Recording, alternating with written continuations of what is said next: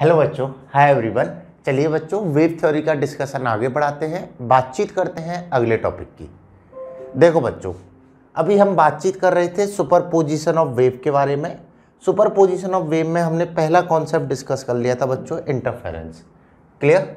अब हम बातचीत करते हैं सेकेंड कॉन्सेप्ट की। यहाँ पर हमारा सेकेंड कॉन्सेप्ट आता है standing wave. Here second concept is standing wave. These are also called stationary waves.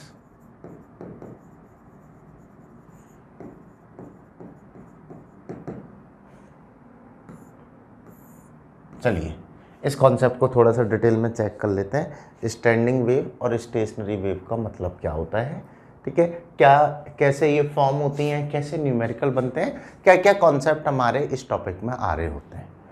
देखो यार, जैसे मैंने आपको बताया था, जब मैं सुपरपोजिशन ऑफ वेव की बातचीत करता हूँ तो तीन टाइप का सुपरपोजिशन मेजरली हमारा इस चैप्टर में काम आता है। एक तो पहला तो था हमारा बच्चों इंटरफेरेंस। एक तो क्या था हमारा इंटरफेरेंस। सेकंड जो मैंने आपको बताया था, एक था हमारा बीट्स और एक था बच्चों स्टैंडिंग वेव। इंटरफेरेंस के रिगार्डिंग हमने बातचीत कर ली थी। इंटरफेरेंस का मतलब क्या है, कैसे अगर दो वेव्स का इंटरफेरेंस हो रहा है तो इंटेंसिटी क्या होगी, एम्पलीट्यूड क्या होगा, किस तरीके से उसको डिटरमाइन किया जाए, ये पूरा कॉन्सेप्ट हमने समझ लिया था। सेकंड आता है बच्चों हमारा बीट्स। बीट्स हम आगे पढ़ेंगे, उससे पहले हम पढ़ लेते हैं स्टैंडिंग वेव और स्टेशनरी वेव, ठीक है। तो तीनों टाइप के सुपरपोजिशन पर हमारे अच्छे खासे न्यूमेरिकल बनते हैं। अच्छा खासा कॉन्सेप्ट तीनों में इन्वॉल्व है। क्लियर है ये चीज़। चलिए देखो बच्चों, जैसे अगर मैं स्टैंडिंग वेव और स्टेशनरी वेव नाम से अगर समझना चाहूँ तो इसका मतलब है कि जो वेव है वो एक जगह खड़ी है, एक जगह ही, एक ही पोजीशन पर वेव है, वेव आगे ट्रेवल नहीं कर रही होगी, तभी उसको हमने स्टेशनरी बोला होगा। बिकॉज या तो वेव ट्रेवलिंग होगी, अदरवाइज स्टेशनरी होगी। वैसे हम तो जितनी भी वेव सुनते हैं वो सारी की सारी ट्रेवलिंग वेव ही सुनते हैं। बात आ रही है ना समझ में। हमने जितनी भी वेव सुनी है वो सारी की सारी ट्रेवलिंग वेव भी होती हैं। फिर ये स्टेशनरी वेव कहाँ पर बनती हैं तो इनका सेंस क्या है। तो देखो, दो टाइप की हमारी वेव होती है मोशन के बेसिस पर। एक होती है ट्रैवलिंग वेव और सेकंड होती है बच्चों हमारी स्टेशनरी वेव। ट्रैवलिंग वेव जिसकी हम बातचीत करते हुए आ रहे थे अभी। स्टेशनरी वेव की अगर मैं बातचीत करूं, जैसे गिटार का अगर मैं एग्जांपल लूं, आपने देखा होगा गिटार में 4 वायर स्ट्रिंग्स लगी रहती हैं। एक तो टॉप एंड पर बंधी रहती है और एक नीचे बॉटम एंड पर बंधी रहती है। क्लियर। अगर मैं कहीं भी जर्क देता हूं तो उस पर्टिकुलर स्ट्रिंग में वेव क्रिएट होती है जो one end to another end and another end to same end इस रेस्पेक्ट में मूव करती है। दैट मीन्स अगर मैं उस स्ट्रिंग में ही मोशन को एनालाइज करूं, अगर गिटार की स्ट्रिंग में मैं मोशन को एनालाइज करूं, मैंने कहीं पर भी एक जर्क दिया है तो यहाँ पर पल्स फॉर्म होती है, वेव फॉर्म होती है जो कि इन्हीं एंड पर ट्रेवल करती है, ठीक है। One end to another end to one end. आ रही बात समझ में।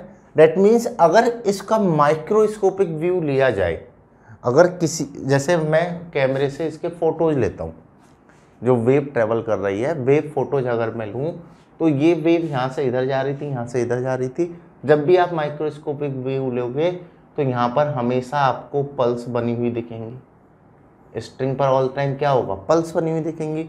मैंने t = 0.01 सेकेंड पे लिया, 0.04 सेकेंड पे लिया, 0.1 सेकेंड पे लिया, 2 पे लिया, अलग अलग टाइम पे जब मैं फोटोज लेता हूँ तो पल्स मुझे हमेशा बनी हुई दिखती है।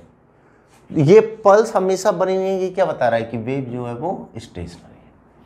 क्लियर। तो स्टेशनरी वेव मतलब कि एक पर्टिकुलर रीजन जहाँ पर स्ट्रिंग हमारी बंधी हुई है उसमें पल्स हमेशा के लिए बंदी रह जाती हैं। बिकॉज इस wave one end to another end to same end आ रही है तो हमें लगता है कि पल्स जो है वो रुकी हुई है। This concept is called stationary wave. बात आई समझ में। ये जो हमारा कॉन्सेप्ट है इसको हम बोल रहे होते हैं बच्चों स्टेशनरी वेव और स्टैंडिंग वेव। चलिए इस बात को मैथमेटिकली भी समझ लेते हैं, मैथमेटिकली इसका कॉन्सेप्ट है कैसे ये फॉर्म होती है। जैसे देखो बच्चों, लेट्स से आपके पास एक सोर्स है, उस सोर्स से कोई भी ये वेव फॉर्म हो रही है, ठीक है, और ये forward positive x direction, right. Same way में आपके पास एक अनदर सोर्स है,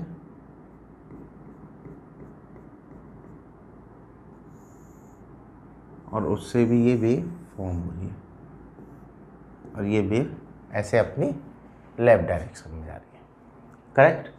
both of wave have same amplitude and the same frequency, both of wave have same amplitude and the same frequency when both waves are superimposed। अगर मैं अब इन दोनों को superimposed करा दूं,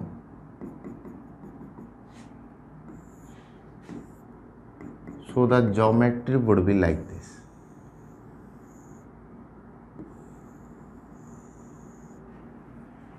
करेक्ट। अगर मैं इन दोनों को सुपर इम्पोज करा दूं तो कुछ इस टाइप की ज्योमेट्री बनती है। अगर इनको फोटोज लिया जाए, किसी भी इंस्टेंट पर इनको एनालाइज किया जाए, तो ऑल टाइम हमें पल्स बनी हुई दिखती है, जो सीधा सीधा बताता है concept of stationary wave. So the required condition is when two waves of same amplitude, यहाँ पर एम्पलीट्यूड भी सेम हो जाता है। इंटरफेरेंस में एम्पलीट्यूड सेम होना is not necessary condition, only frequency same होनी चाहिए, बट हियर एम्पलीट्यूड भी सेम होता है। Two waves of same amplitude and same frequency but travelling in opposite direction, but travelling in opposite direction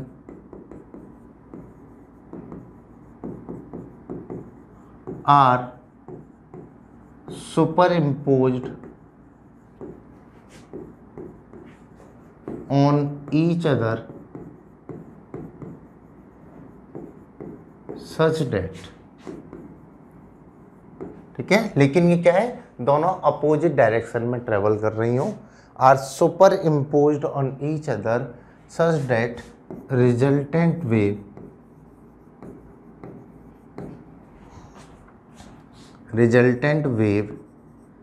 is called stationary wave। Resultant wave is called stationary wave,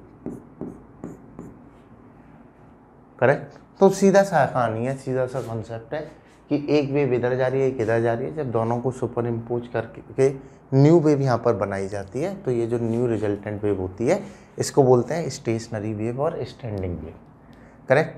तो same amplitude और same frequency, लेकिन travel जो होना चाहिए वो opposite direction में होना चाहिए। आई बात समझ में? चलिए इस कॉन्सेप्ट को आप नोट डाउन करो, फिर हम इनको मैथमेटिकली डिनोट करते हैं। मैथमेटिकली हमारा क्या बन के आता है, कैसा कॉन्सेप्ट हमारे यहाँ पर निकल के आता है, लिख लो इसे।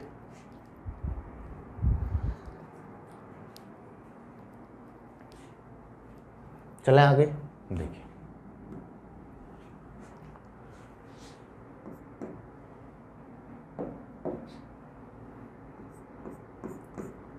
देखो बच्चों, जैसे एक वेव तो हमारी पॉजिटिव एक्स डायरेक्शन में जा रही थी। If I write equation of first wave,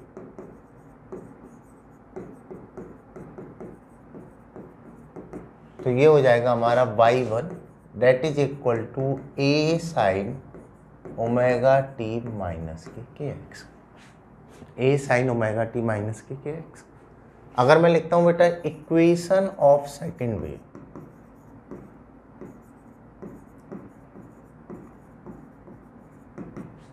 y2 that is equal to a sine omega t plus k x, correct. ये क्या होगा, a sine omega t plus k x. So here resultant wave ये क्या होगा अपना y1 plus y2, correct. तो यहाँ value आप जब पुट करोगे तो resultant wave that will become a sign omega t minus k x plus A sign omega t plus k x. एक तो क्या होगा ए sign omega t minus k x और ये हो जाएगा ए sign omega t plus k x. ठीक है, बस मुझे इन दोनों को सॉल्व करके एक सिंगल इक्वेशन में कन्वर्ट करना है। देखो बच्चों, यहाँ पर है ना ये sine C plus sine D का हम मैथमेटिकल फॉर्मूला अप्लाई करते हैं। यहाँ से हमारी इक्वेशन आती है resultant equation that will become 2a sine के x cos of omega t. क्या बन जाता है ये 2a साइन के x cos of omega T.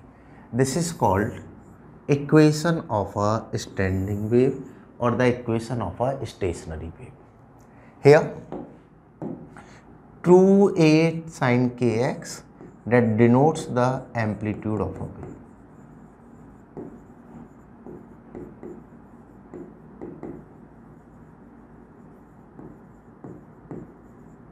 Amplitude of stationary wave. तो लिख लो बच्चों इसे।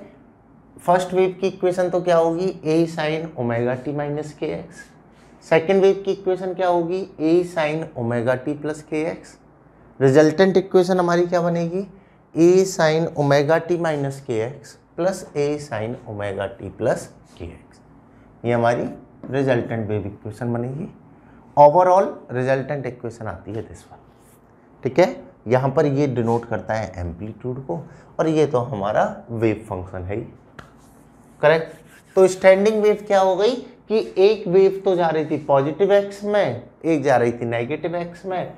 अल्टीमेटली इनको सुपर इम्पोज कराया, सुपर इम्पोज कराने पर जो वेव पैटर्न बना that is called standing wave. That concept is called standing wave concept. लिख लो इसे। That concept is called standing wave concept. इस वाली बात को आप नोट डाउन।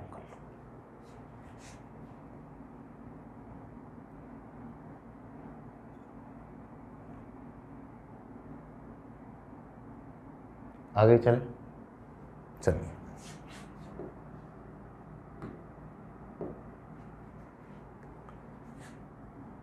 यहां तक समझ में आ रहा है ना आपको? चलिए,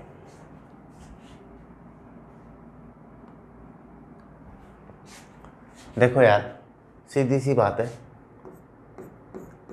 हमारे यहां पर इक्वेशन आई बेटा 2a साइन के x cos of omega T.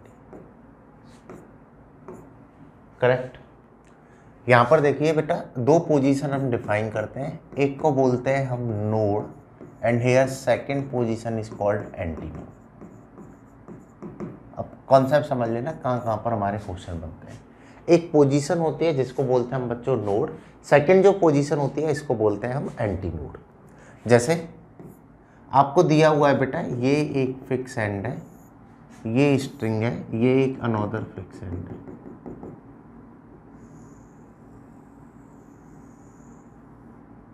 ये स्ट्रिंग है, ठीक है, ये अनदर है। तो ओवरऑल क्या बन गई, ये स्टैंडिंग वेव बन गई। तो देखिए यहाँ पर दो टाइप के आपको पॉइंट्स दिख रहे होंगे। एक तो वो पॉइंट्स हैं जहाँ पर एम्पलीट्यूड क्या है बेटा जीरो है, एक तो वो पॉइंट्स हैं जहाँ पर एम्पलीट्यूड क्या है अपना जीरो है, और एक वो पॉइंट्स है बेटा यहाँ पर जहाँ एम्पलीट्यूड जो है वो मैक्सिमम है। यहाँ पर एम्पलीट्यूड क्या है अपना मैक्सिमम। तो बेटा जिन पॉइंट पर एम्पलीट्यूड जीरो होता है उनको बोलते हैं नोड, और जिन पर एम्पलीट्यूड मैक्सिमम होता है उनको बोलते हैं एंटी। पहली बात अगर सीधा सीधा तरीके से समझाऊं, जिन पॉइंट पर एम्पलीट्यूड जीरो है उनको तो बोलते हैं हम नोड, जिन पॉइंट पर एम्पलीट्यूड मैक्सिमम है उन पॉइंट्स को हम बोल रहे होते हैं बच्चों एंटी नोड। इस बात को आप मैथमेटिकली भी प्रूव कर सकते हो, जैसे amplitude of a wave, amplitude of a wave ये हमारा आया बच्चों 2a साइन के एक्स। एम्पलीट्यूड कितना है अपना 2a साइन के एक्स। सिंपल। अगर मैं बेटा यहां पर लिखता हूं कि साइन के x that is equal to 0, amplitude क्या हो जाएगा हमारा 0।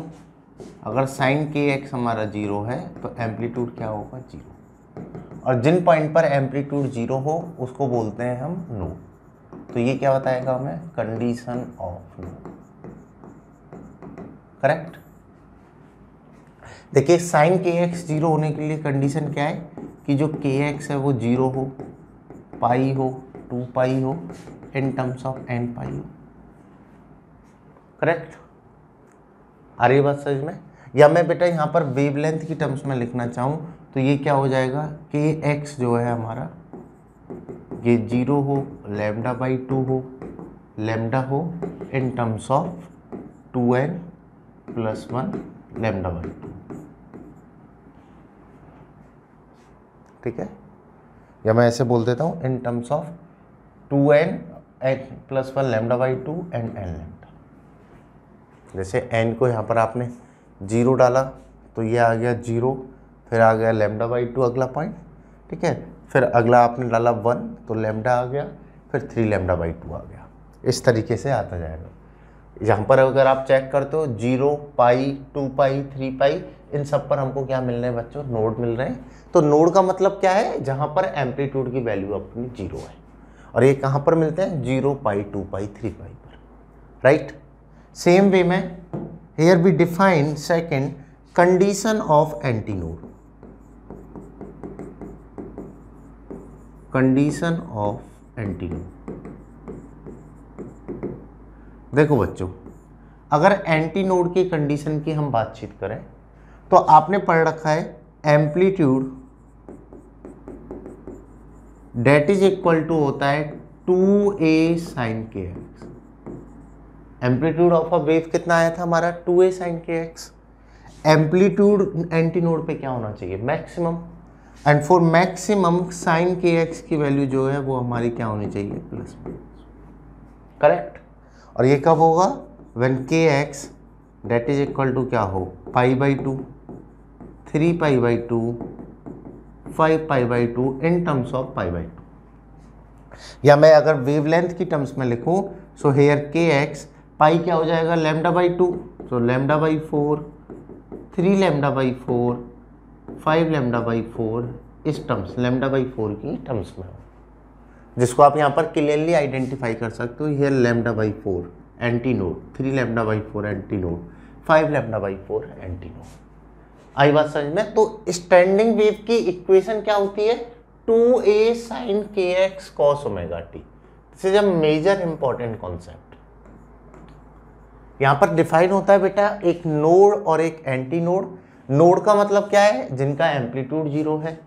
एंटी नोड का मतलब क्या है, जिनका एम्पलीट्यूड जो है वो मैक्सिमम है। कहां कहां पर ये हमें मिलने वाला है, उस सारी पॉइंट की हमने बातचीत करी। चलिए इसको आप नोट डाउन करो, फिर नोड और एंटी नोड के कुछ बेसिक पॉइंट्स और हैं, इन पर भी और बातचीत कर लेते हैं, फिर इस कॉन्सेप्ट को आगे बढ़ाएंगे। लिख लो इसे।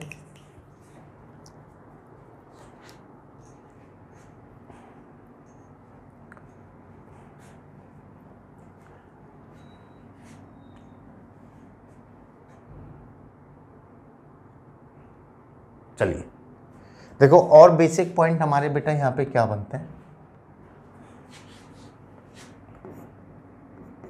जैसे ये एक फिक्स एंड है,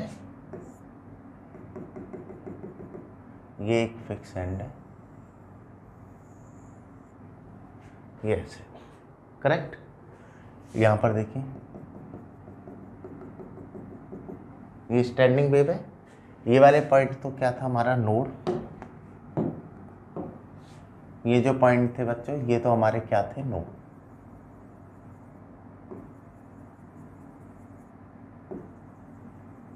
ठीक है। और ये जो पॉइंट थे मैक्सिमम एम्पलीट्यूड के, ये क्या थे हमारे, anti node.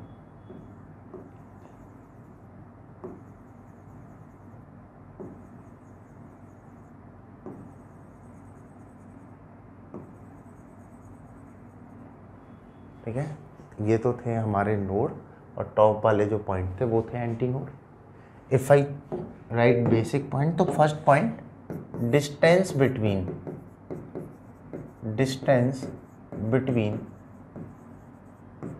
To consecutive nodes are, जैसे अगर दो कॉन्जिक्यूटिव नोड्स के बीच में डिस्टेंस की बातचीत की जाए तो ये क्या होगी अपनी लैम्डा बाई टू। दो पास पास वाले अगर नोड्स में डिस्टेंस चेक किया जाए तो वो कितना होगा lambda by two. Second, distance between two consecutive antinodes are lambda. अगर दो कंजिक्यूटिव एंटी-नोड्स में बातचीत करें, जैसे एक एंटी-नोड तो हमारा ये रहा, एक एंटी-नोड हमारा ये रहा, अगर इन दोनों के बीच की हम बातचीत करें तो ये भी हमारा क्या होगा लैम्डा बाई टू। दो कंजिक्यूटिव नोड्स का भी पाथ डिफरेंस कितना है लैम्डा बाई टू, दो कंजिक्यूटिव एंटी नोड्स के बीच का भी डिस्टेंस कितना अपना lambda by to. Correct. If I talk about next point, distance between consecutive,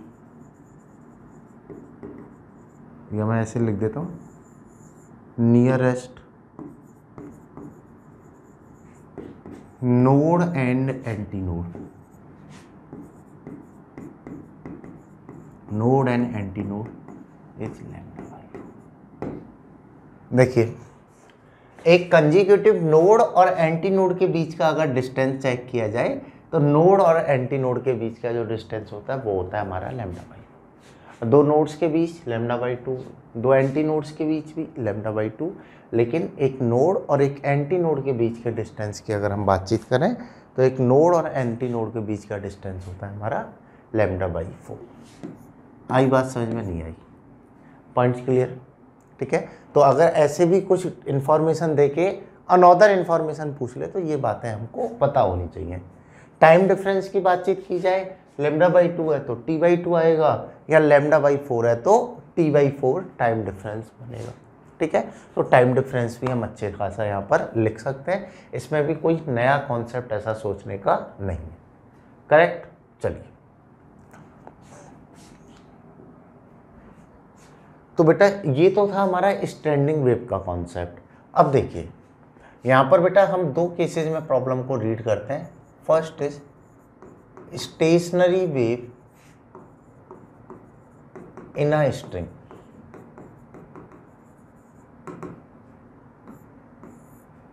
Here first case is when string is fixed at both ends. When string is fixed at both ends.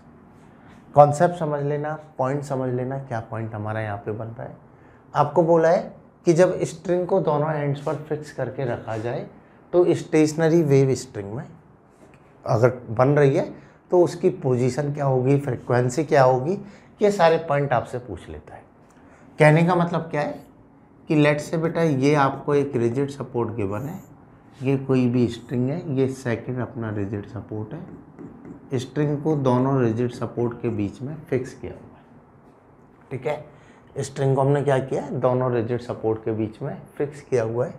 यहाँ पर हमारी string wave form हो रही है, यहाँ पर हमारी क्या हो रही है, स्ट्रिंग वेव फॉर्म हो रही है।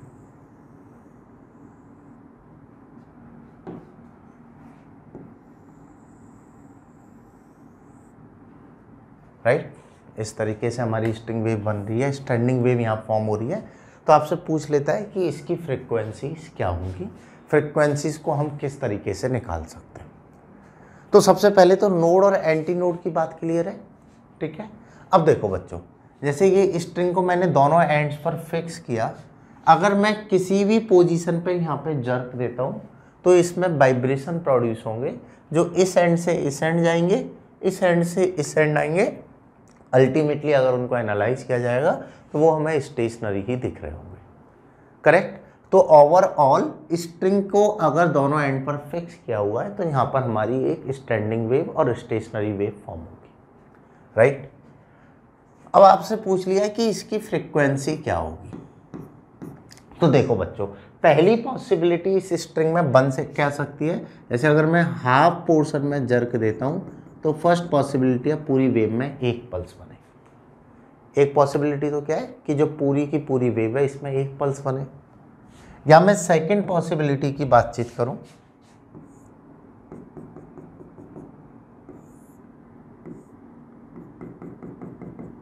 तो बेटा यहां पर सेकंड पॉसिबिलिटी है कि वेव में दो पल्स बन जाए। सेकंड पॉसिबिलिटी क्या है कि वेव में दो पल्स बन जाए रादर देन एक सिंगल पल्स, यहां पर दो पल्स फॉर्म हो जाए। आई बात समझ में। या मैं थर्ड पॉसिबिलिटी के बारे में बातचीत करूं तो थर्ड पॉसिबिलिटी है बच्चों यहां पर वेव में दो पल्स की बजाय तीन पल्स बन जाए।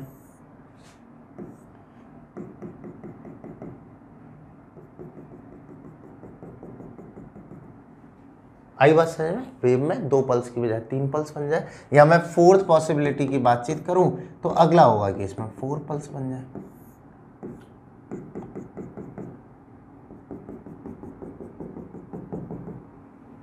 इस तरीके से ये चलता रहेगा। जैसे अगर मैं गिटार में एग्जाम्पल ले लेता हूँ, स्ट्रिंग को हमने दोनों एंड पर बांध रखा है और स्ट्रिंग में जैसे ही मैं जर्क देता हूँ, स्ट्रिंग में जैसे ही वाइब्रेशन प्रोड्यूस करता हूँ तो अलग अलग फ्रिक्वेंसी का साउंड हमें सुनाई देता है। कहने का मतलब क्या है, जैसे ये गिटार है, ठीक है, आपने देखा होगा बेटा जिन्होंने गिटार को अच्छे देखा है तो कॉलम्स बने होते हैं, उन पर लिखा रहता है A B C, C dash B dash A dash, और फिर ऐसे स्ट्रिंग्स हमारी जा रही होती हैं, ठीक है। फिंगर से हम कभी यहाँ से प्रेस करके बजाते हैं, कभी हम यहाँ से प्रेस करके बजाते हैं, कभी हम यहाँ से प्रेस करके बजाते हैं, ठीक है। यहाँ पर प्रेस करके बजाता हूँ तो अलग साउंड आता है, यहाँ पर प्रेस करके बजाता हूँ तो अलग फ्रिक्वेंसी आती है, यहाँ पर प्रेस करके बजाता हूँ अलग फ्रिक्वेंसी आती है। लॉजिक आ रहा है समझ में। तो हो क्या रहा है, जब मैं ए को प्रेस कर रहा हूँ तो जो पल्स यहाँ पर फॉर्म हो रही है, जब मैं ए को प्रेस कर रहा हूँ तो जो पल्स फॉर्म हो रही है वो कुछ ऐसे हो रही है। लेकिन जब मैं बी के रेस्पेक्ट में प्रेस कर रहा हूँ तो जो पल्स फॉर्म हो रही है वो ऐसे हो रही है। या मैं सी के रेस्पेक्ट में प्रेस कर रहा हूं तो जो पल्स फॉर्म हो रही है वो ऐसे हो रही है। तो सीधी सी बात है कि अलग अलग टाइप की पल्स फॉर्म हो रही है तो यहाँ पर मुझे अलग अलग फ्रिक्वेंसी का साउंड सुनाई देता है। लॉजिक आया समझ में। यहाँ अलग अलग पल्स फॉर्म होने से डिफरेंट डिफरेंट फ्रिक्वेंसी का साउंड हमें सुनाई देता है। तो वही वाली बात है कि एक लूप इसमें बन रहा है या दो लूप इसमें बन रहे हैं या तीन लूप बन रहे हैं तो हमें अलग अलग फ्रिक्वेंसी का साउंड यहाँ पर सुनाई देगा। अब हमसे पूछ लेता है कि जो अलग अलग फ्रिक्वेंसी का साउंड हमें सुनाई दे रहा है वो फ्रिक्वेंसी क्या होगी, उस फ्रिक्वेंसी की रेंज को किस तरीके से निकाला जाए। तो देखिए कहानी है क्या है, जैसे अगर बेटा मैं यहां पर बातचीत करूं, ये हाफ पल्स बन रही है, लेट से स्ट्रिंग की जो लेंथ है वो एल है, ठीक है। Let length of string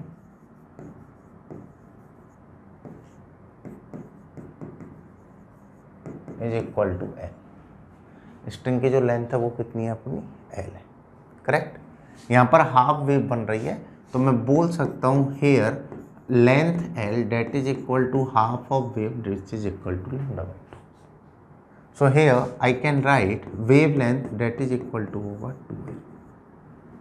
wavelength क्या होगा 2l। वेवलेंथ को हम क्या लिख सकते हैं बच्चों, यहाँ पर velocity upon frequency which is equal to क्या होगा 2l, ठीक है। तो यहाँ से मैं बोल सकता हूँ बच्चों frequency that is equal to होगा 1/2l मल्टीप्लाइड बाई v। अब आपने पढ़ रखा है वेलोसिटी इन स्ट्रिंग होता है √t अपॉन। इस वाले पॉइंट को भी यहाँ पर आप लिख सकते हो, velocity of wave in string v equal to root के t upon mu. Here t is a tension and mu is a mass per unit length. T is a tension and mu is a mass per unit length of a string। आई बात समझ में? तो इस तरीके से भी हम इन बात को डिफाइन कर सकते हैं। फ्रीक्वेंसी क्या होगा 1/2L root T upon mu, ये फर्स्ट पॉसिबिलिटी होगी। और ये जो फ्रीक्वेंसी होती है बच्चों, इसको बोलते हैं हम fundamental frequency, that is called fundamental frequency. It is also called first harmonic,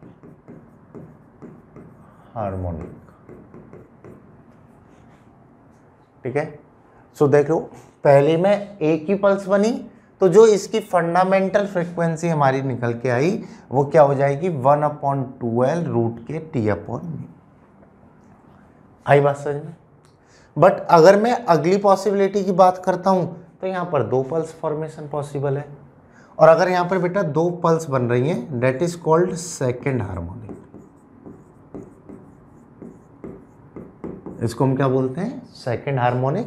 it is also called first overtone.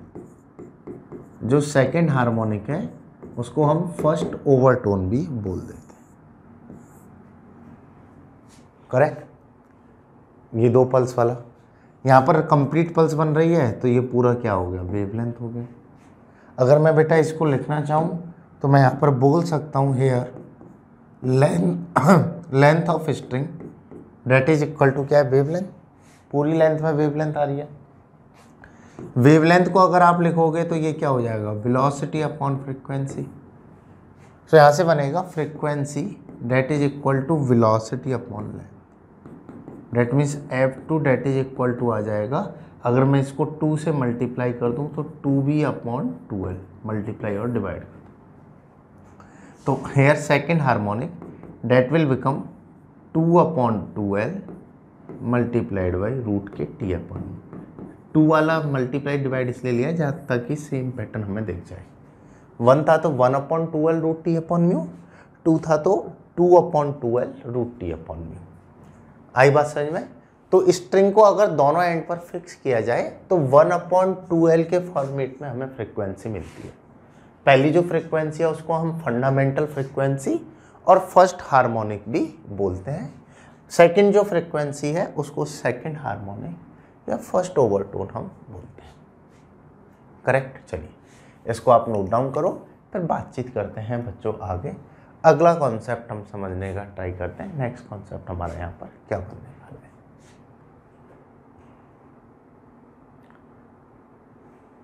लिख लो इसे।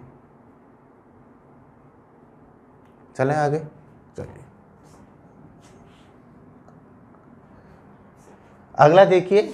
अब बेटा यहाँ पर 3 पल्स फॉर्म हो रही हैं। अगर 3 पल्स यहाँ पर बन रही हैं तो प्रॉब्लम को अब किस तरीके से अटेम्प्ट किया जाए, ठीक है। ये गिटार विटार तो मिटा देते हैं, वैसे भी बहुत भद्दी गिटार मैंने बनाई है।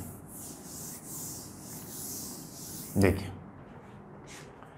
यहाँ पर अगर बेटा 3 पल्स बन रही हैं तो इसकी जो लेंथ होगी ये तो हमारी कितनी हो जाएगी 3L/2। ये वापस से आ गया।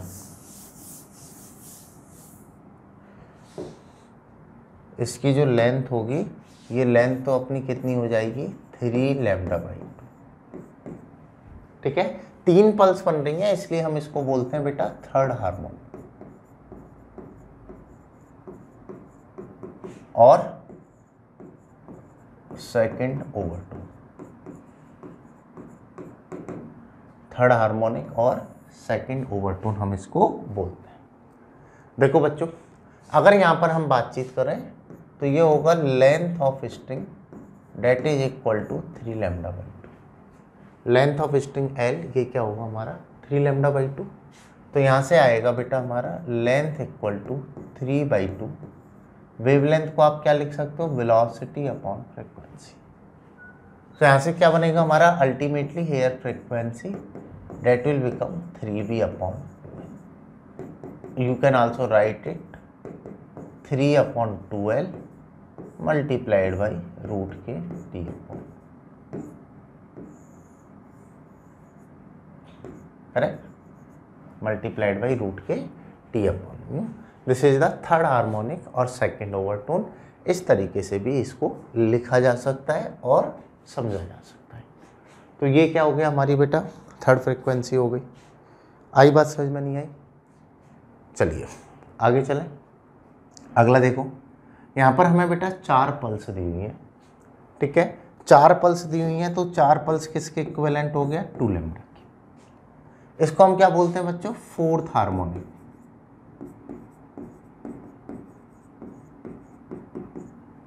ठीक है। And it is also called third over 2। Fourth harmonic that is also called third over 2, correct. चलिए इस बात को समझ लेते हैं, ये क्या होगा। अगर बेटा मैं यहाँ पर बातचीत करूँ तो length that is equal to क्या है अपना 2 लैम्डा। यहाँ पर अगर मैं लिखना चाहूँ लेंथ इक्वल टू 2, ये क्या होगा, वेलोसिटी अपॉन फ्रीक्वेंसी। सो यहाँ से F4, ये आ गया हमारा 2v अपॉन L। अगर पैटर्न में अरेंज करोगे 2 से मल्टीप्लाई 2 से divide, so 4 upon 2L root T upon. आई बात समझ में? तो अगर पैटर्न को आप एनालाइज करते हुए जाओगे, थर्ड की फ्रीक्वेंसी ये आ रही है, फोर्थ की ये आ रही है, ठीक है, सेकंड में 2 आ रहा था, फर्स्ट में 1 आ रहा था। दैट मीन्स जैसे जैसे हम हार्मोनिक बढ़ाते जा रहे हैं, नंबर जो है वो हमारा बढ़ता जा रहा है। आई बात समझ में? चलिए इसको लिखिए, फिर हम सीधा सीधा लिखेंगे फ्रीक्वेंसी ऑफ nth हार्मोनिक। अगर n हार्मोनिक यहाँ पर बन रहे हैं तो उसकी फ्रीक्वेंसी क्या होगी, किस तरीके से उसकी फ्रीक्वेंसी को लिखा जाएगा, फिर डायरेक्ट उसके बारे में हम बातचीत करेंगे।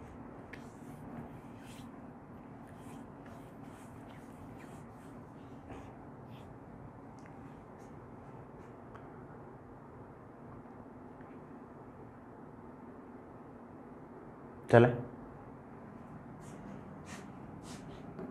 तो देखिए बच्चों, यहाँ से डायरेक्ट पैटर्न हमारा बनता है फ्रीक्वेंसी ऑफ nth हार्मोनिक।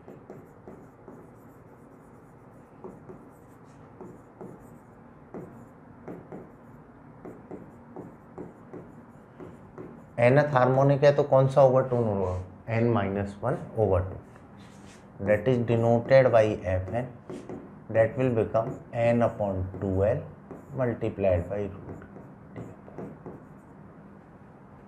ठीक है। फ्रीक्वेंसी ऑफ nth हार्मोनिक होगा n upon 2L रूट के t upon mu when string is fix at both of the ends. अगर स्ट्रिंग को दोनों एंड्स पर बांध के रखा जाए तो जो फ्रीक्वेंसी हमें मिलती है, जो अलग अलग फ्रीक्वेंसी का साउंड हमें सुनाई देता है, वो क्या होगी, n अपॉन 2L रूट के t अपॉन म्यू। एकदम आसान सी कहानी है, एकदम आसान सा ही हमारा कॉन्सेप्ट है, करेक्ट। चलिए इसको लिख लो, फिर हम बातचीत करते हैं बेटा स्ट्रिंग को अगर एक एंड पर बांध के रखा जाए। जैसे यहाँ पर पहला केस तो क्या था, स्ट्रिंग को हमने दोनों एंड पर बांधा था।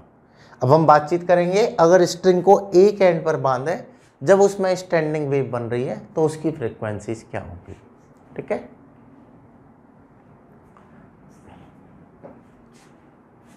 स्टेशनरी वेव छोटा कॉन्सेप्ट है लेकिन बहुत अच्छा कॉन्सेप्ट है, काफ़ी अच्छे न्यूमेरिकल हमारे यहाँ पर देखने को मिल जाते हैं, ठीक है। कि जब दो आइडेंटिकल वेव को सुपर इम्पोज किया अपोजिट डायरेक्शन की को, तो स्टेशनरी वेव बनी। ये इनकी रिजल्टेंट इक्वेशन थी। नोड और एंटी नोड के कॉन्सेप्ट को समझा, इनसे रिलेटेड एक दो इम्पॉर्टेंट पॉइंट्स की हमने बातचीत की। फिर स्टेशनरी वेव स्ट्रिंग में क्या होगी इसको हमने निकाला, अलग अलग फ्रिक्वेंसी ओवरटोन की हमने बातचीत करी। अगला देखिए सेकंड केस जहाँ पर हमारी प्रॉब्लम बन जाती है, when string is fixed at one end,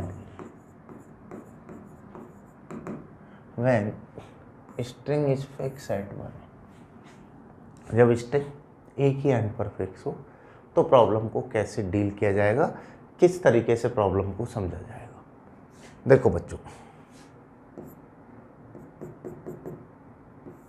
ये जैसे स्ट्रिंग हमें दी हुई है, जैसे ही मैं बेटा यहाँ पर वाइब्रेशन क्रिएट करता हूँ तो इसमें वेव फॉर्म होगी, पल्स फॉर्म होगी। जो एंड फिक्स है, जहाँ पर स्ट्रिंग बंधी हुई है, ये एंड तो कहीं मूव नहीं कर सकता, इसलिए हमेशा फिक्स एंड पे तो क्या बनेगा, नोड। ऑल टाइम याद रखना, जो एंड फिक्स है इस फिक्स एंड पे तो क्या बनेगा बेटा, नोड। जो एंड फ्री है वहां पर बनेगा एंटी नोड। सीधी सी कहानी है। तो ये एंड तो फिक्स है तो यहाँ पर तो क्या बनेगा, नोड, और जो फ्री एंड है वहां पर क्या बनेगा, एंटी नोड। करेक्ट। तो अगर बेटा यहाँ पर मैं फर्स्ट वेव की बातचीत करूं कि पहली वेव यहाँ पर हमारी कैसी फॉर्म होगी, फर्स्ट वेव के साथ क्या होगा, जैसे इस डायग्राम को थोड़ा सा नीचे हम ले लेते हैं। चलिए, जैसे अगर मैं यहाँ पर फर्स्ट पॉसिबिलिटी की बातचीत करूं तो यहाँ पर तो क्या बनेगा बेटा, नोड, और ओपन एंड पर हमारा क्या बनेगा, एंटी नोड। तो पहली जो पॉसिबिलिटी होगी वेव की वो कुछ ऐसी होगी। फर्स्ट जो पॉसिबिलिटी होगी वाइब्रेशन की वो कुछ ऐसे बनेगी। ठीक है, इसको थोड़ा और अच्छे से ड्रॉ कर लेते हैं।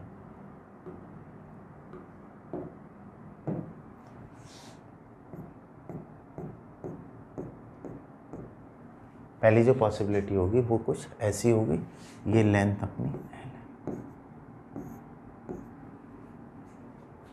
ठीक, तो देखिए अगर बेटा मैं यहाँ पर चेक करके लिखता हूँ तो मैं इसको बोल सकता हूँ here length L that is equal to क्या होगा, lambda by, length L that is equal to क्या होगा, लैम्डा बाई 4।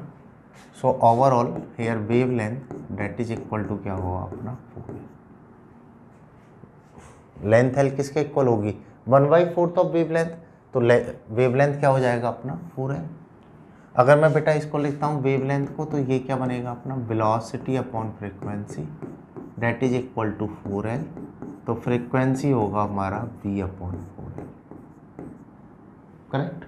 v को आप क्या लिख सकते हो बच्चों यहाँ पर, रूट टी अपॉन म्यू, तो ये बनेगा 1/4L रूट के टी अपॉन।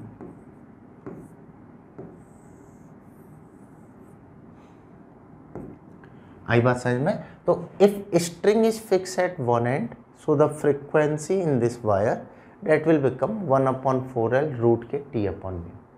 आई बात समझ में। वहां पर आता था बेटा 2L, इधर आ जाता है 4L, और ये जो फ्रीक्वेंसी है that is called fundamental frequency. इसको हम क्या बोलते हैं, fundamental frequency, right. It is also called first overtone, first harmonic।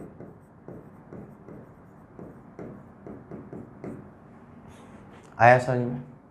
तो कॉन्सेप्ट एकदम आसान है। पहली जो पॉसिबिलिटी होगी मिनिमम पॉसिबिलिटी, जिससे हमारी जो मिनिमम फ्रीक्वेंसी हमें मिलने वाली है वो होगा 1/4L रूट के टी अपॉन।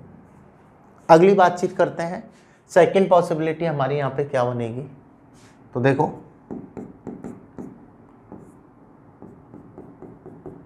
अगली पॉसिबिलिटी की अगर मैं बातचीत करूं तो आपने पढ़ रखा है कि भाई फिक्स एंड पे तो नोड बनना है, ओपन एंड पे एंटी नोड बनना है। तो ये कुछ ऐसे होगा। ठीक है, ये जो फिक्स एंड है इस पर तो नोड बनेगा और जो फ्री एंड है इस पर एंटी नोड बनेगा। आई बात समझ में। तो देखिए यहाँ से अगर मैं बेटा लिखता हूँ तो इसको हम बोलेंगे अपना जो नेक्स्ट है, पहले इसको सॉल्व कर लेते हैं। तो ये लेंथ है that will become equal to 3 lambda by 4। यहाँ से आ गया हमारा length equal to 3/4, wavelength हो गया velocity upon frequency, frequency that is equal to 3v upon 4L। Correct. यहाँ पर v को अगर आप पुट करोगे तो frequency that will become 3/4L root के t upon mu, 3/4L root के टी अपॉन म्यू। और ये हमारा क्या हो जाएगा बच्चों, थर्ड हार्मोनिक। यहाँ पर देखिए 1 के बाद सीधा सीधा हमें क्या मिला है, 3 मिला है, मतलब सेकंड हार्मोनिक जो है वो यहाँ पर मिसिंग होता है, सीधा सीधा 1 के बाद हमें थर्ड मिलता है। तो इसको हम बोलते हैं बच्चों थर्ड हार्मोनिक।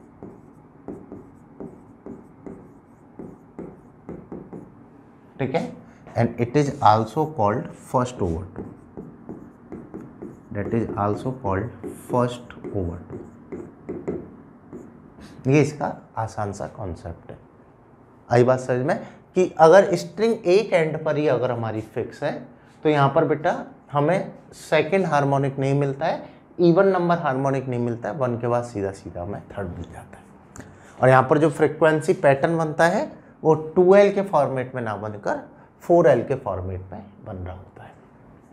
करेक्ट। चलिए आगे की बातचीत करते हैं।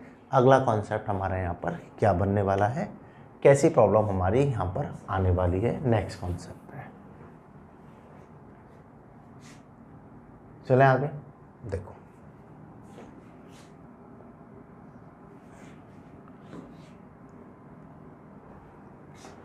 जैसे अगर मैं बेटा अगली पॉसिबिलिटी की यहाँ पर बातचीत करूँ, थर्ड पॉसिबिलिटी, तो नेक्स्ट पॉसिबिलिटी क्या होगी, ये स्ट्रिंग है, ये ऐसे बन जाए, डेट मीन्स कि इसकी जो लेंथ है वो अब क्या हो जाए 5 lambda by 4, lambda by 2, lambda by 2 और लैम्डा बाई 4, तो ये हो जाए अपनी 5 लैम्डा बाई 4। यहाँ पर मैं सीधा सीधा लिख सकता हूँ here length that will become 5 lambda by 4, overall length that will become 5 by 4, ये होगा velocity upon frequency। ठीक है, तो यहाँ से क्या आ जाएगा अपना frequency that will become 5b upon 4l, सो ये आ जाएगा अपना 5 upon 4l रूट के t।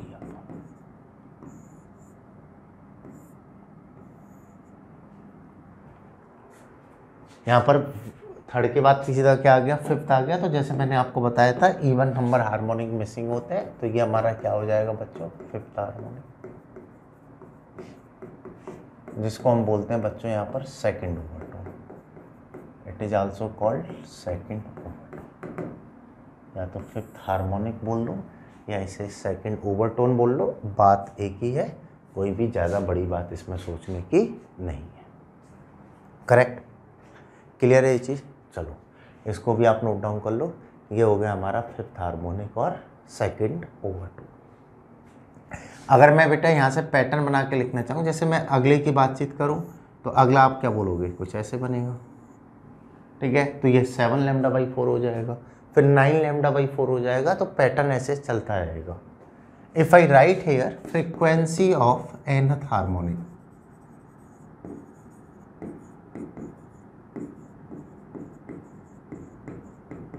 that is denoted by Fn, तो यहाँ पर ये हो जाएगा n/4l रूट के t अपन। बस इतना डिफरेंस है कि वहाँ पर 2l आता था बच्चों और यहाँ पर हमारा 4l आ जाएगा। तो अगर मैं nth हार्मोनिक की फ्रीक्वेंसी लिखता हूँ when string is fix at one and, तो ये होगा n/4l रूट के t अपन। राइट, इस फॉर्मेट को आप नोट डाउन कर लो। तो ये है हमारी स्टैंडिंग वेव और स्टेशनरी वेव। होती क्या है, इक्वेशन क्या होती है, नोड क्या है, एंटी नोड क्या है। स्ट्रिंग जब दोनों एंड पर फिक्स है तो फ्रीक्वेंसी क्या है, एक एंड पर फिक्स है तो फ्रीक्वेंसी क्या है। ठीक है, अब हम बातचीत करेंगे बच्चों न्यूमेरिकल्स की, कैसे कैसे न्यूमेरिकल हमारे यहाँ पर बन जाते हैं। पहले ये पूरा कॉन्सेप्ट आप नोट डाउन कर लो, लिख लो बच्चों इस पूरे कॉन्सेप्ट को।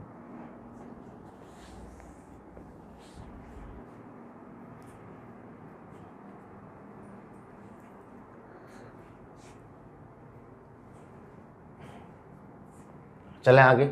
चलो न्यूमेरिकल चेक कर लेते हैं, कैसे न्यूमेरिकल हमारे यहाँ पर फ्रेम होता है, कैसा कॉन्सेप्ट आपसे पूछा जा सकता है। एग्जाम्पल देखो, length of string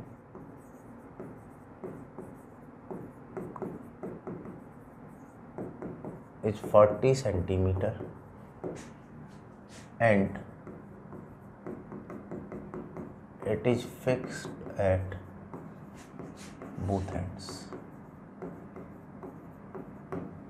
and it is fixed at both ends. Clear? Now wave velocity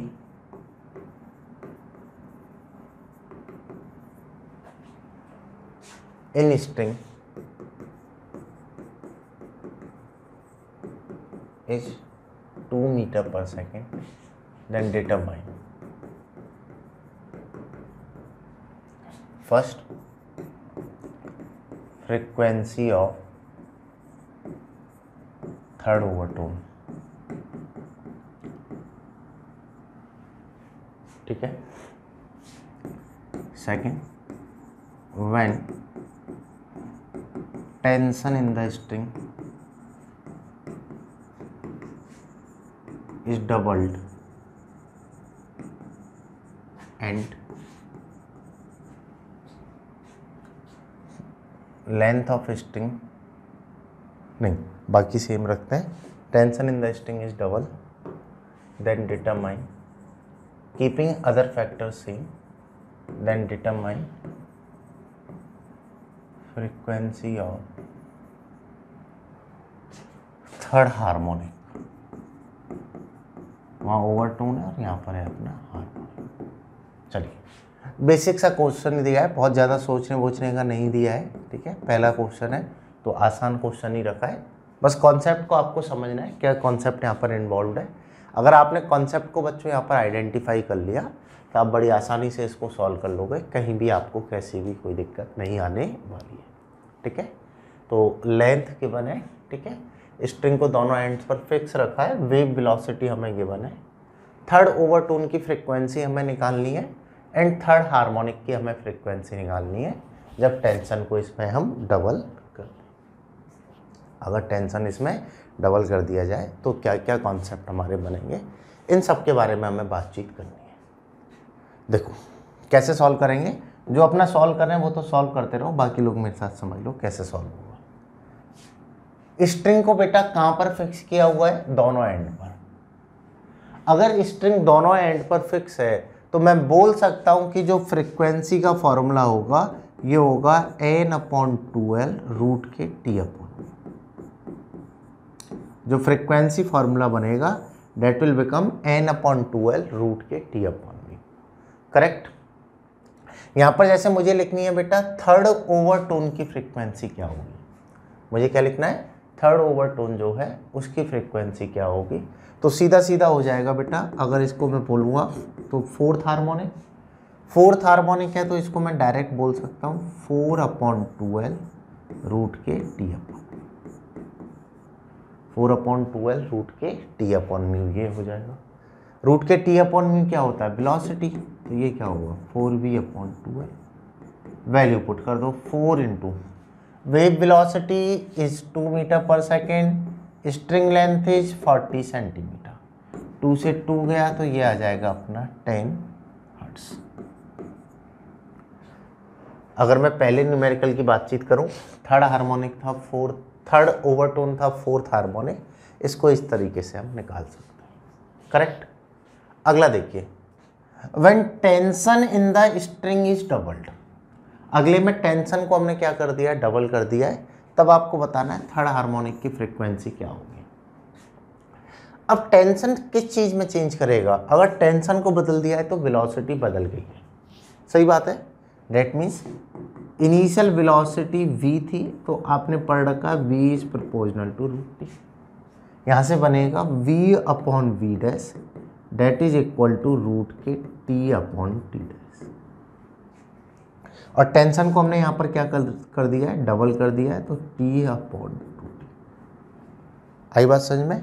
तो ओवरऑल हमारा कॉन्सेप्ट आएगा v dash equal to root 2v।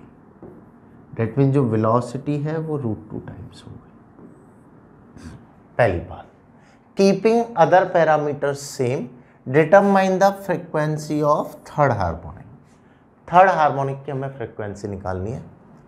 आपने पढ़ रखा है बच्चों, थर्ड हार्मोनिक ये हो जाएगा हमारा 3/2l multiplied by v dash multiplied by velocity.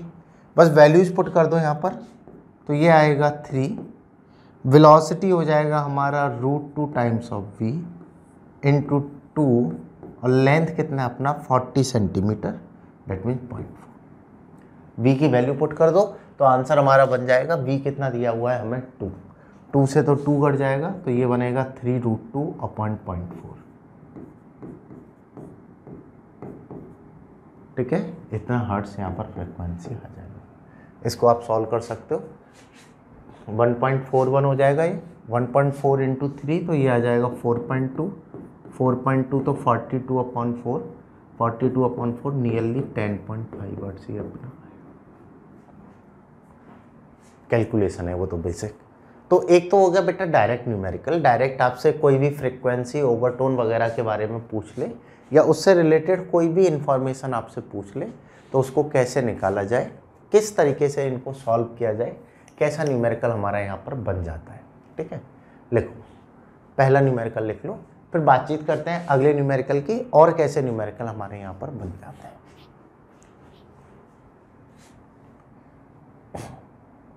चलिए, समझ में आया एक एक पॉइंट।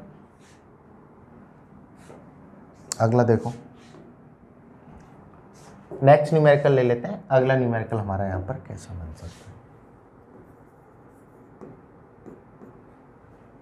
नेक्स्ट एग्जाम्पल अगर मैं बातचीत करूं, देखो बच्चों आपको बोला है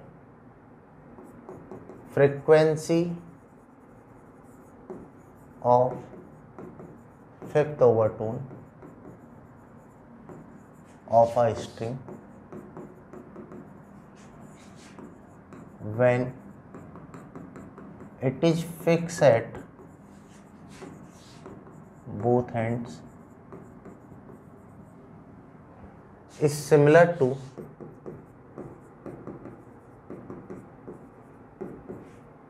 frequency of fourth harmonic of string of length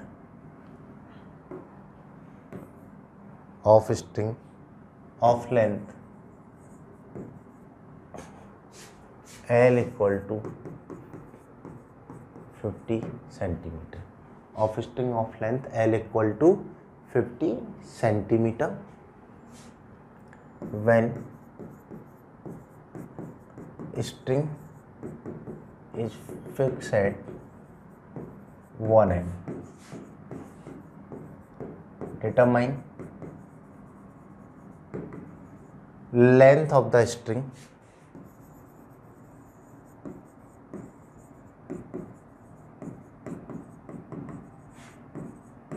in first case, सीधा बोल देता हूँ,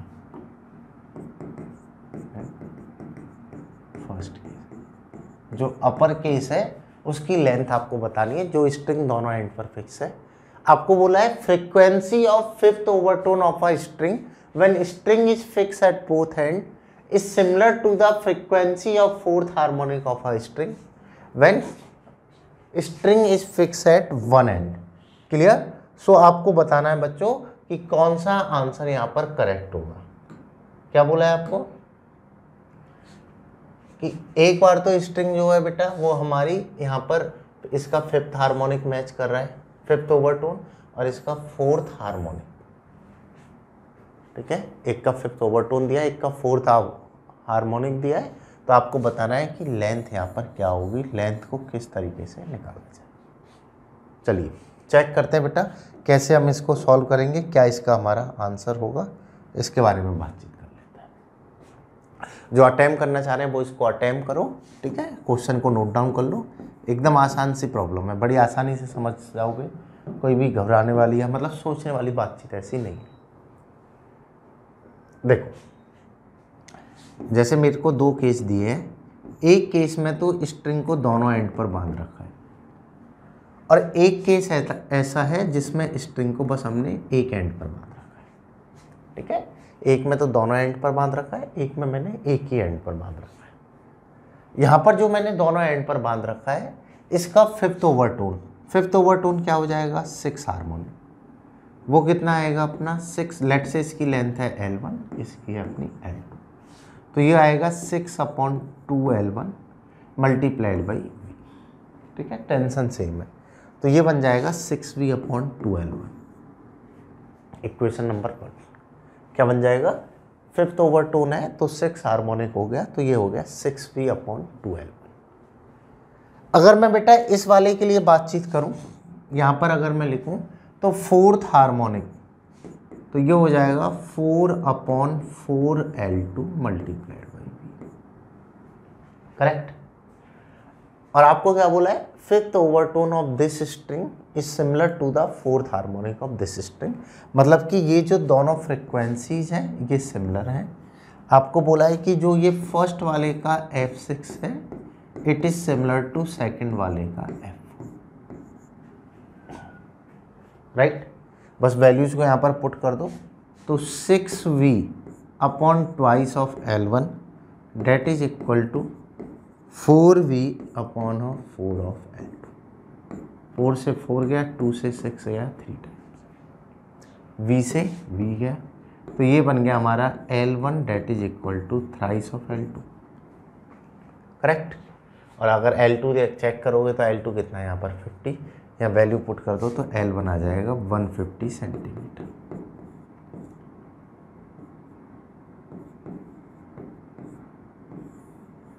L1 आ जाएगा 150 सेंटीमीटर, ठीक है। आई बात समझ में नहीं आई तो एकदम आसान सा कॉन्सेप्ट है, एकदम सिंपल सी बात है कि अगर आपको दो स्ट्रिंग दी जाए, दो स्ट्रिंग के हिसाब से इसकी जो लेंथ होगी ये होगी हमारी 150 सेंटीमीटर, सिंपली निकाल सकते हैं। तो कंपैरिजन पे भी हमारा एक अच्छा खासा न्यूमेरिकल बन जाता है, कंपैरिजन पे भी हमसे न्यूमेरिकल पूछ लेता है। चलिए अगली बातचीत कर लेते हैं, और प्रॉब्लम हमारी कहाँ पर बन जाती है, इसको आप नोट डाउन कर लो। देखो अगला अगर मैं कॉन्सेप्ट यहाँ पर लेता हूँ बच्चों,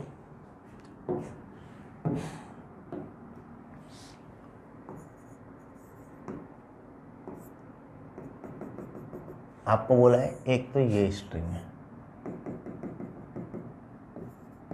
केस 1,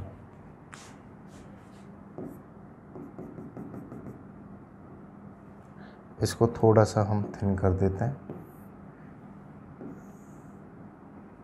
ये तो कुछ ज़्यादा ही हो गया।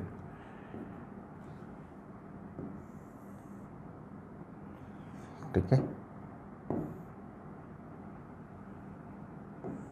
एक अपनी ये स्ट्रिंग है, दो स्ट्रिंग हमें दी हुई है, ठीक है, एक ये स्ट्रिंग है और एक ये स्ट्रिंग है। आपको दिख रहा होगा थिकनेस में भी अच्छा खासा इनका डिफरेंस है, करेक्ट। आपको बोला है बेटा कि ये जो स्ट्रिंग है इसकी लेंथ तो है अपनी L, और ये जो स्ट्रिंग है इसकी लेंथ है अपनी L डैश, ले लेते हैं, इसकी लेंथ है अपनी L डैश, ठीक है।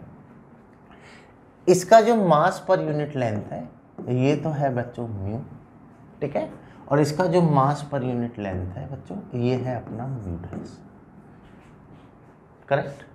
आपको बोला है here mu dash upon mu that is equal to तो है 4/3 and L dash upon L, mu dash upon mu कितना है ये, and L dash upon L that is equal to है बच्चों हमारा 3/4, ठीक है, and both are acted by same tension, दोनों में सेम फोर्स मैंने अप्लाई किया है। Determine ratio of 6 harmonic of 1 to the 5th harmonic of second, इसका रेशियो आपको बताना है। 6 harmonic of 1 to 5th harmonic of second का रेशियो क्या होगा, किस तरीके से इसको सॉल्व किया जाएगा, ये वाली बातचीत आपको निकाल के हमें देनी है। चलिए क्वेश्चन को नोट डाउन करो, सॉल्व करना स्टार्ट करो, कैसे हम इसको सॉल्व करेंगे। सोचो बच्चों क्या इसका आंसर होगा। तो देखो कैसे इसको सॉल्व करने वाले हैं। अगर बेटा मैं यहाँ पर इस वायर में फ्रीक्वेंसी की बातचीत करूँ, 6 हार्मोनिक मुझे निकालना है, इसका म्यू रेशियो लेंथ रेशियो हमें दिया हुआ है। आपने पढ़ रखा है frequency of wire that is equal to होता है n/2l मल्टीप्लाइड बाई रूट के t/v, करेक्ट। अगर मैं बेटा यहाँ पर लिखता हूँ, वैल्यूज पुट करना चालू करता हूँ, तो 6 हार्मोनिक मुझे लिखना है, दोनों जगह स्ट्रिंग फिक्स है, 6/2l मल्टीप्लाइड बाई रूट के, यहाँ पर क्या आ जाएगा, टेंशन तो t है, अपॉन के में, अपॉन सेकंड के लिए अगर आप लिखोगे तो ये क्या हो जाएगा हमारा, यहाँ का हार्मोनिक है 5th, तो ये हो जाएगा 5/2l डैश रूट के T upon mu dash, correct, equal to. तो देखिए यहाँ पर बेटा अगर मैं टी से, तो टी हमारा कैंसिल आउट हो गया, ये रेशियो लिखोगे 2 से 2 कैंसिल आउट हो गया, ये ऊपर चला जाएगा तो ये हो जाएगा 6L dash upon 5L, right, और ये हो जाएगा हमारा रूट के mu dash upon, value put कर दो 6 upon 5, L dash upon L, ये कितना है अपना, that is 3/4 and mu dash upon mu is root के 4/3। बस इसको सॉल्व करना है, सॉल्व करना एकदम आसान है, सीधा सीधा सॉल्व करोगे। 4 से ये 2 टाइम्स गया, √3 से ये √3 टाइम्स गया, तो ये आ गया हमारा 6√3 upon 10। If I right frequency f6 upon f5 और 1 2 second, that will become 6√3 upon 10। तो सेकंड जो है वो कंपैरिजन करा देगा आपको, मास डेंसिटी अलग दे देगा, लेंथ अलग दे देगा, कंपैरिजन वाला न्यूमेरिकल आपको दे सकता है। ओवरऑल ये हमारा पूरा कॉन्सेप्ट है बच्चों स्टेशनरी वेव का।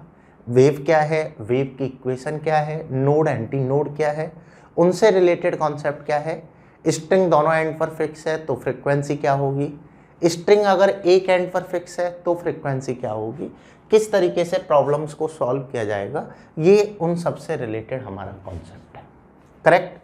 तो इनसे रिलेटेड आप और भी न्यूमेरिकल सॉल्व करना, अगर आपकी कोई भी क्वेरी आती है तो you can ask on our Telegram group, you post your query, will try to solve your query within the same day, right. So बच्चों इसे नोट डाउन कर लो। Thank you for watching this video.